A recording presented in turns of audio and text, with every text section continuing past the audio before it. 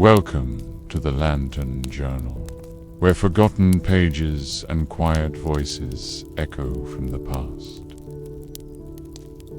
Tonight's entry comes from the year 1910, written by a solitary soul on the edge of the known world. A man sent to guard the light and slowly pulled into the mystery that surrounded it. Let the lantern light your way through story and silence.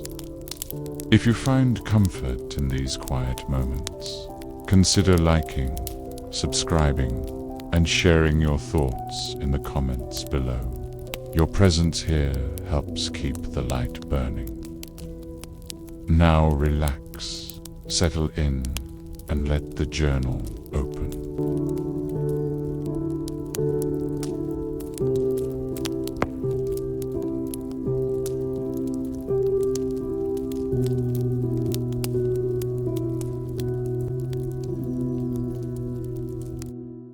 They delivered me to the Wraithmoor light just after dawn.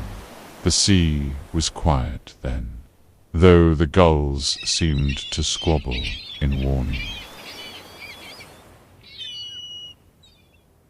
A narrow skiff brought me ashore, with only a sack of belongings, a chest of dry goods, and a box of government-issued journals, one of which I suppose I must now begin.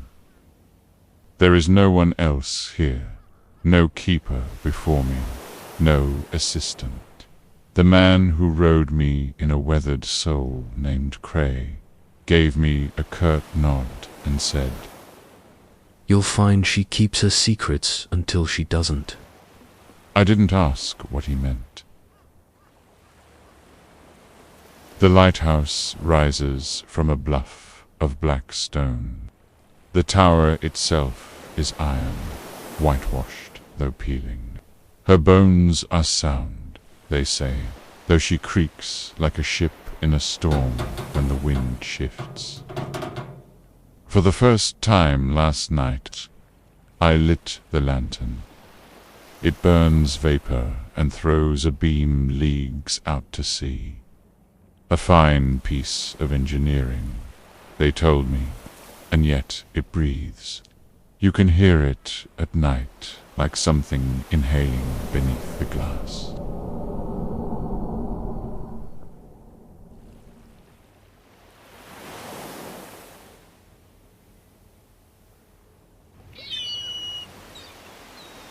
The days pass slowly.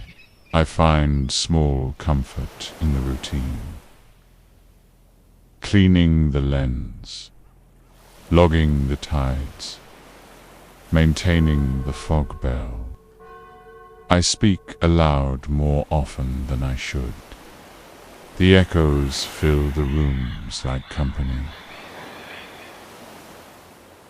I began sketching the cliffs this morning.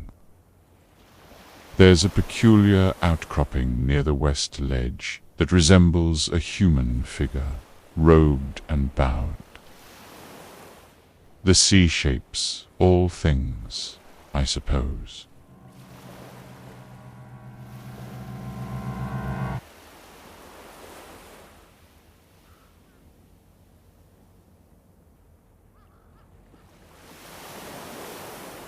A fog rolled in this morning.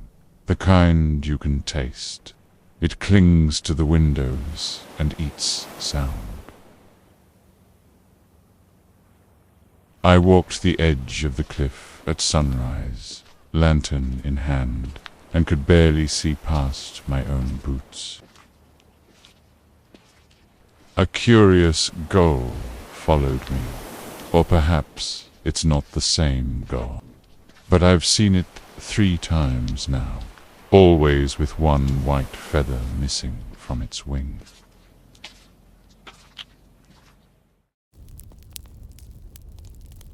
Inside, the lighthouse smells of oil and salt.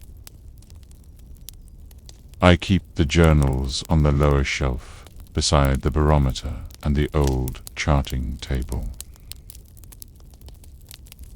There's a crack in the eastern wall. I stuffed it with wool. Even so, sometimes I find the journal pages damp.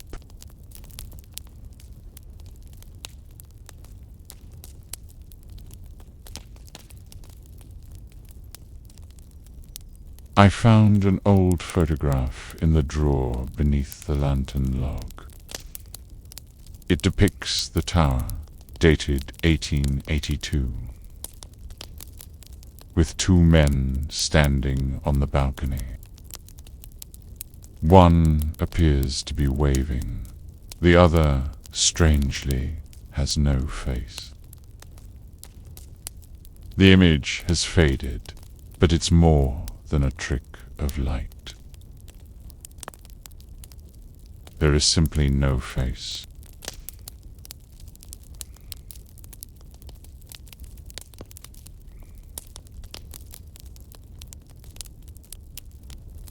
I heard knocking last night, not from the door, but from within the tower.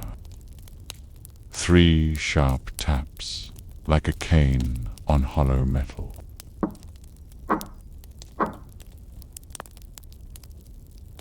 I took the lantern and searched every stairwell, every corner. Nothing. Yet I do not think it was the wind.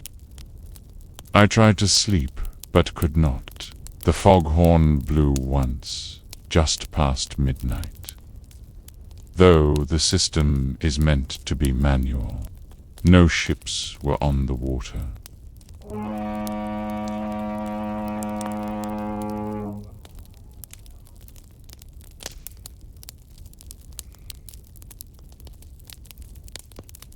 Today, I noticed something etched into the underside of the staircase banister. A series of hash marks, like a prisoner might make. 37 tallies, then nothing. The last one appears smeared. I touched it. My fingers came away with something like soot.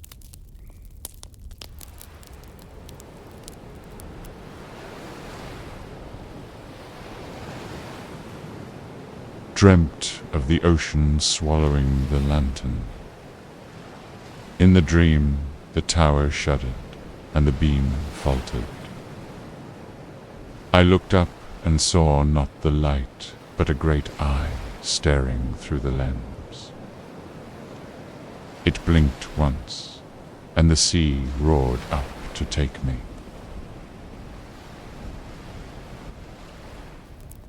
When I woke, my boots were wet. They were beside the bed, but damp as though I had walked the sea floor.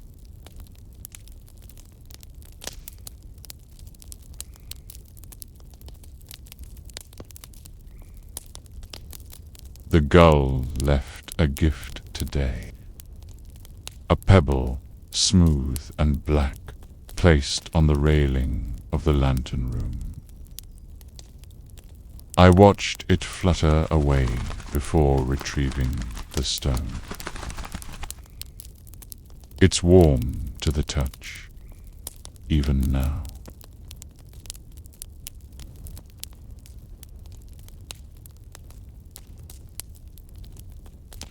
I found a second journal today, tucked behind the base of the lens. It was not mine. The leather was cracked and worn. No name, just entries. Some dated 20 years past. The last few pages were torn out. One passage reads, "She hums in the night when the sea is hungry. You must not answer her. You must not answer." I have not slept.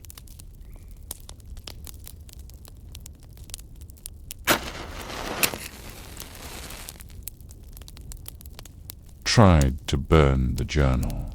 It will not catch. Matches spark and extinguish.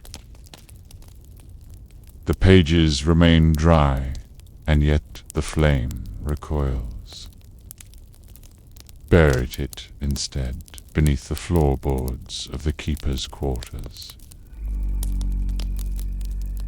Still, I hear it humming at night.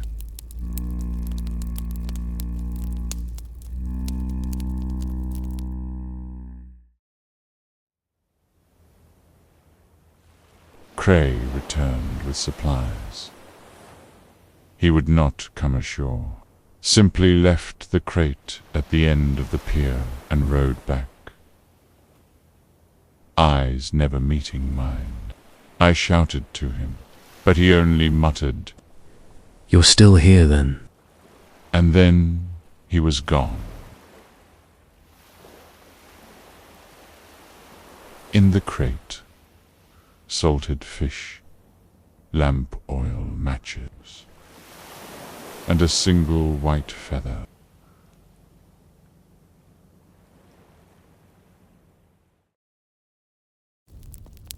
I explored the cellar beneath the lighthouse.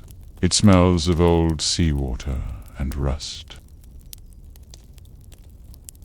I found a trapdoor under a loose plank, revealing a stone passage, only a few meters deep, ending at a wall of shale. On it, carved in crude lines, the symbol of an eye, and below it, the word "listen." Since then, the humming has grown louder.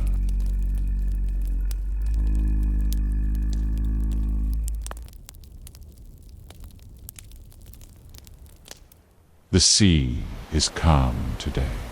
The light is steady. I wrote to the board, but received no reply. No boat has come but Cray's, and that only once. Sometimes I think the gull is watching me. But then I remember the journal. You must not answer. Still, I wait.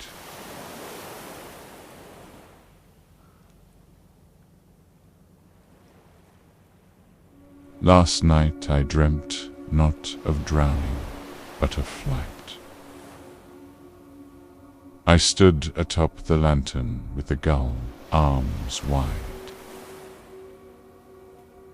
We flew above the sea, past ships I did not recognize, into a sky filled with lights not of stars.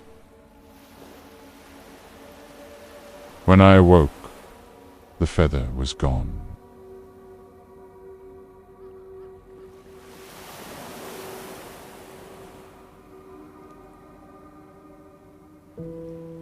I spoke aloud today.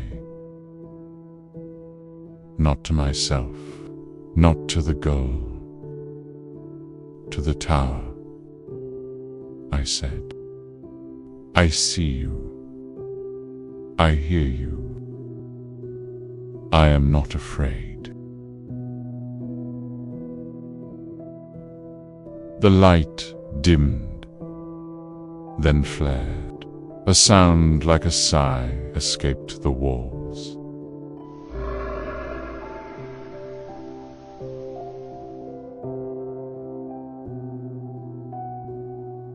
The journal on the table flipped open on its own, to a page I had not written. It read, "Stay."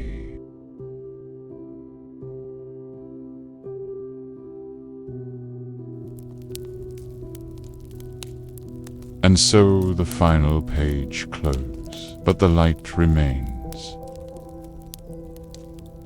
If this journal brought you a moment of peace, consider liking the video or sharing your thoughts in the comments. Until next time, Rest well, and let the stories carry you.